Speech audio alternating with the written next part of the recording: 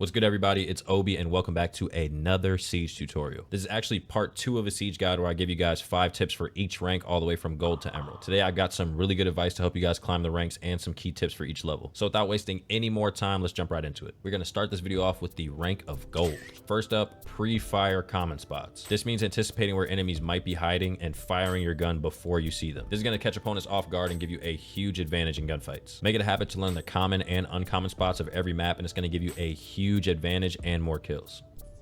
Dude.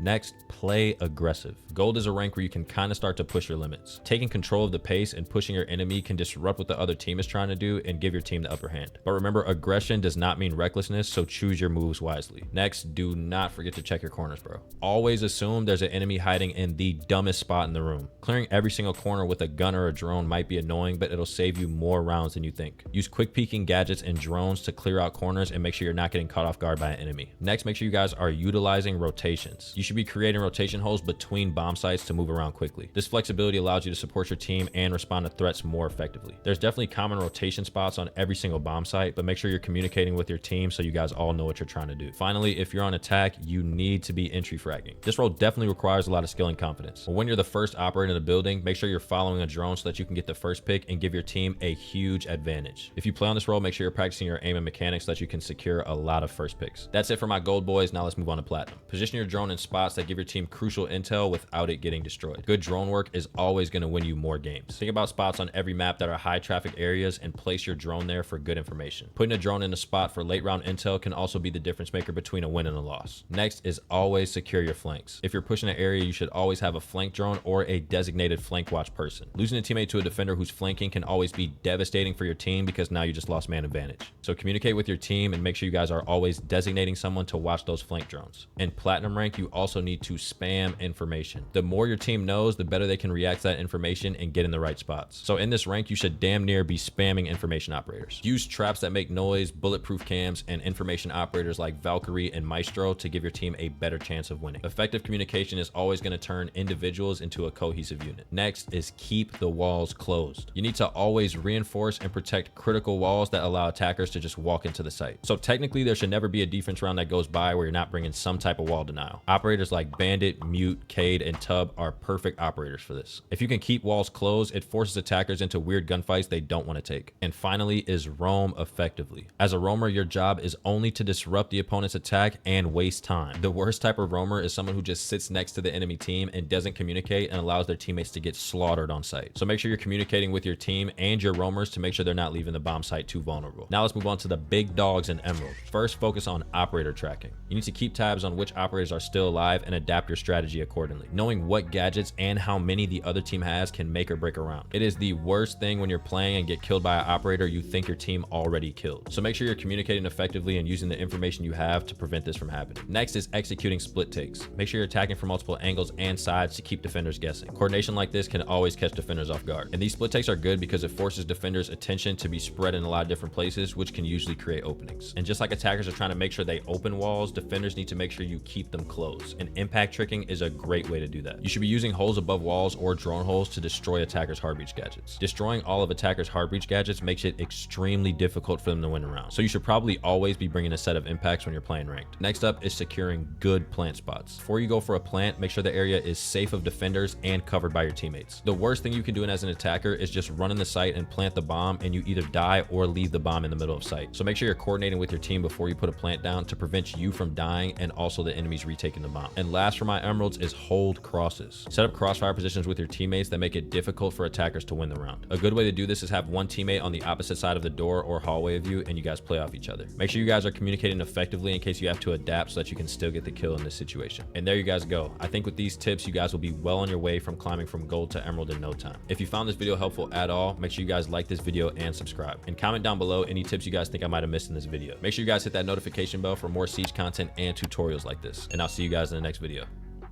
Peace.